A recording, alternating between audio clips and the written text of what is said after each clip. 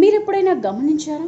భారతదేశంలో చాలా దేవాలయాల్లో గుడి ప్రాంగణంలో ఉండే గోడలపైన, గోపురాలపైన శృంగార చిత్రాల తాలూకు బొమ్మలు కనిపిస్తూ ఉంటాయి. వీటిని శిల్పుల చేత ప్రత్యేకంగా చెక్కిస్తారు. పవిత్రమైన దేవాలయ ప్రాంగణంలో ఇలాంటి బొమ్మలు ఎందుకు చెక్కిస్తారో తెలుసా?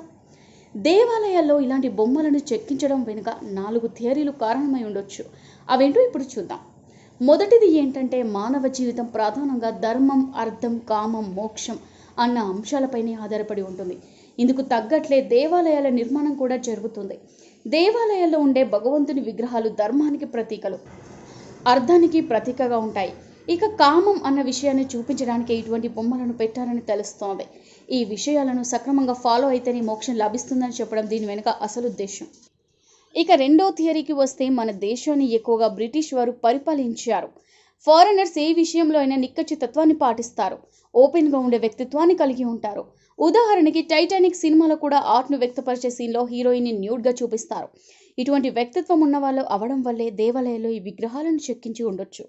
మూడో థియరీ ఏంటంటే, మనం జాగ్రత్తగా గమనించి చూస్తే ఈ విగ్రహాలు గుడికి బయట గోడలపైనే ఉంటాయి తప్ప గుడి లోపల కానీ గర్భగుడి వద్ద కానీ ఉండవు. అంటే దేవాలయానికి వెళ్ళినప్పుడు మనసులో ఉండే దురాలోచనలు వదిలేసి గుడిలోకి నిశ్చల మనసుతో వెళ్ళాలని అర్థం.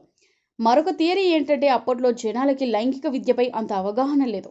కాబట్టి అది కల్పించడం కోసం అందరూ వెళ్ళే దేవాలయంలో ఇలా చెక్కించి ఉంటారు. అశ్లీలం అనుకోకండి, అసలు కథ ఏంటో చూడండి.